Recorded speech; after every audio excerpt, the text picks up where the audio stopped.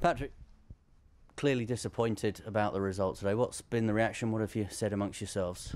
The boys were like, look, it's done now. We've just got to carry on and focus on the next game.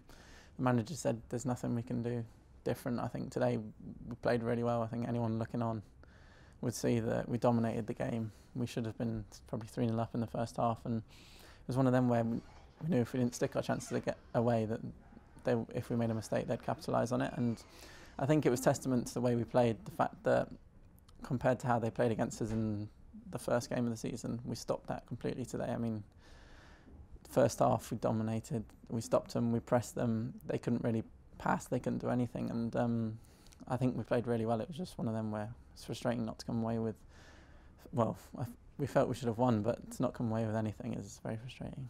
When that half-time whistle goes, what's going through your mind? Is it disappointment you haven't converted those chances, or thought that if we carry on playing like this, we'll get the result? I think you've got to stay positive when you're going off after a half like that. You've just got to be, look, we'll carry it on in the second half. I mean, at the end of the first half, to be honest, they had 5 minutes where there was a couple of corners and we were under the cosh, like at set pieces. So it was probably a good time to go in, but we felt that going into the second half, if we carry it on, which to be fair we did, we'd be all right, and it wasn't to be. And it's one of those games. There's still only 3 points up for grabs here. It's difficult not to get carried away when you beat Reading, beat Bristol, not to get too down when you get defeated against Sheffield United. Yeah, I think all the cameras and focus was on this game because it was second versus third, but at the end of the day, it doesn't really change anything for us, because even if we'd have won today, we'd still have to probably win the majority of the eight games left. So now we definitely do, and for once, I think the pressure's taken off us as a club, because we're no longer in the driving seat. I feel like Norwich have been there for the majority of the year. Obviously, we've been there for a long time, first, second, in either of those places. But Sheffield haven't had that pressure yet. I mean, they've always been the underdog, and it's be interesting to see how they deal with it, because it's going to be a new thing for them. It's going to be different for them. And now we've just got to concentrate on ourselves and see what happens. Yeah, what is the mindset? You're the hunter now, you're not the hunted, is that right?